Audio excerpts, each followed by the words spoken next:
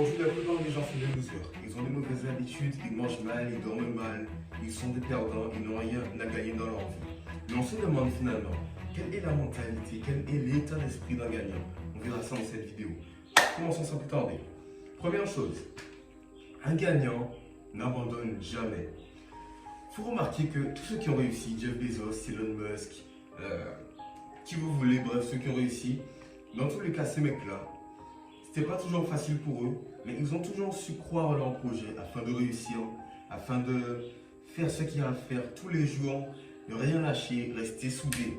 Alors que les autres gens comme nous, enfin comme vous, enfin j'espère que vous ne serez pas comme nous, les faibles du coup, ils n'ont pas cette mentalité. Ils sont plutôt en mode j'ai perdu, c'est pas grave, je change de projet, d'accord?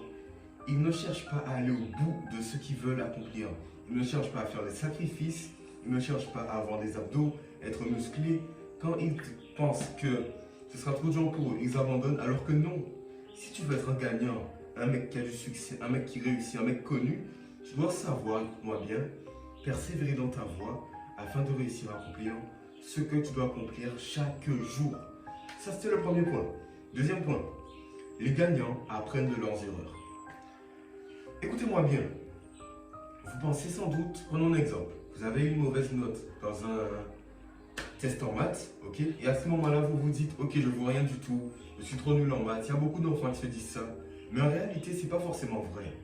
En réalité, ce que vous devez dire, c'est j'ai raté ce test.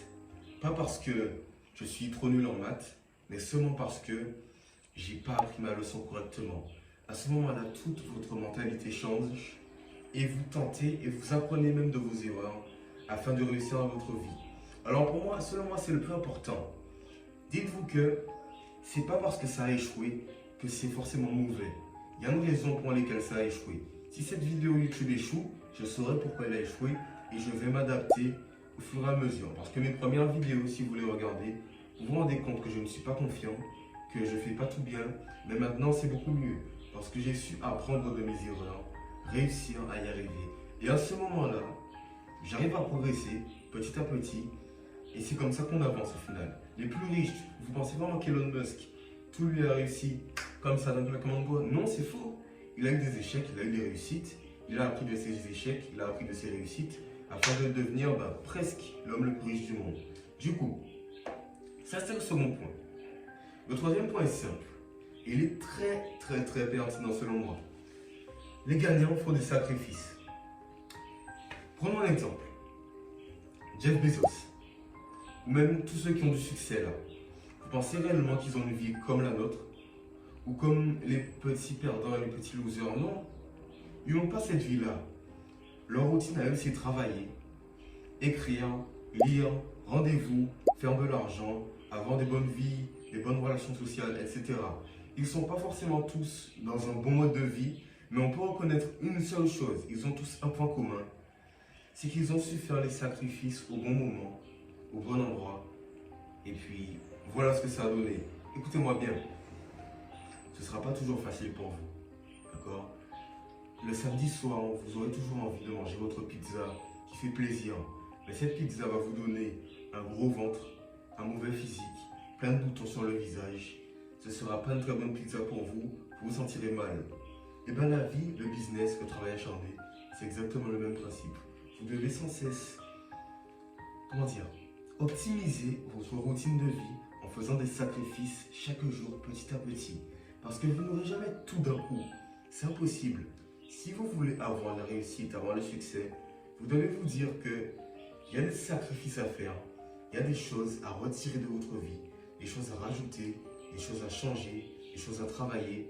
Mais dans tous les cas, comme vous l'êtes maintenant là, si vous venez de connaître ma vidéo là, vous ne pouvez pas rester comme ça. Parce que ça coûte très cher de réussir.